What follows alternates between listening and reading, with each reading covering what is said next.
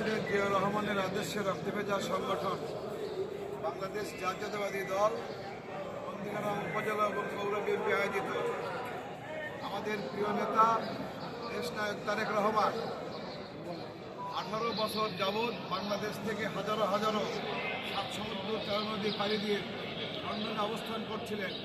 তিনি লন্ডন থেকে সারা বাংলাদেশে বিএনপির নেতৃত্ব দিয়েছেন। 30 ডিসেম্বরের 25 তারিখে তিনি বাংলার পবিত্র মাটিতে এসেছেন। আসার পর থেকে ঢাকা সহ বগুড়া জেলা সহ সারা বাংলাদেশে বিএনপির আনন্দের জোয়ার বয়েছে।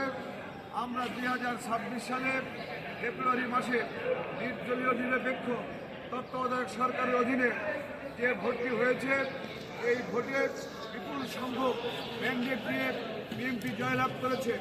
আমরা আশা করি আজকে যে শপথ হচ্ছেন পবিত্র সংসদে, এই শপথের মধ্য দিয়ে দেশনায়ক তারেক রহমান প্রধানমন্ত্রীর দায়িত্ব পালন করবেন এবং আমাদের নেতা কাহানুর নন্দীগ্রাম এলাকার সাবেক সংসদ সদস্য আলাদ মোশাররফ হোসেনের অত্যন্ত একজন কাছের মানুষ, আমাদের প্রিয় নেতা দেশনায়ক তারেক রহমান আমাদের বগুড়া থেকে তিনি প্রধানমন্ত্রী হবেন, এটা আমাদের গর্বের বিষয়।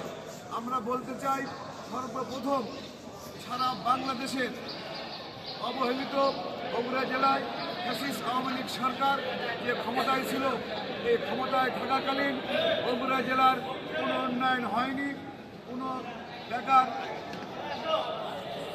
শিক্ষিত ছেলে মেয়েদের চাকরি হয়নি।